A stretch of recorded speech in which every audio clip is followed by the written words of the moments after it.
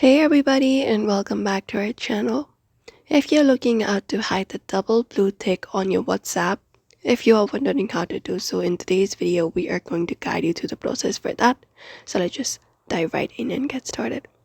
So start by opening up WhatsApp, and the thing you need to understand is you cannot completely hide the double blue tick on WhatsApp without turning off the red receipts in your settings.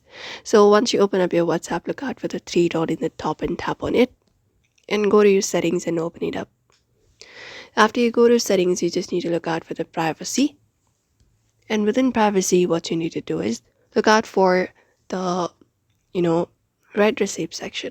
So find the option for red receipts and ensure this option is turned off. Once you do so, no one will be able to see the blue ticks. You won't be seeing theirs and they won't be seeing yours.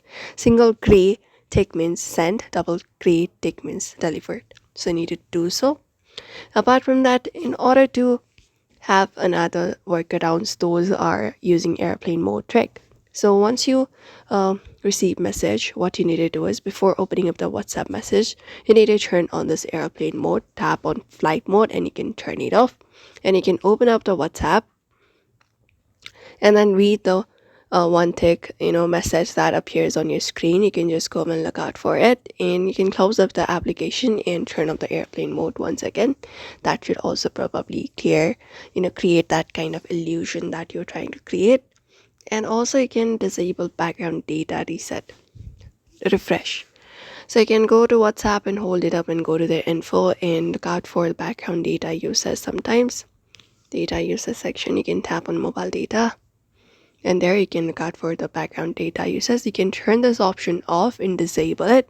That should also probably work out for you. So that's it everybody. Those are probably the solutions which does not have surety, but you can try it out and let us know in the comments. So we hope this video was helpful.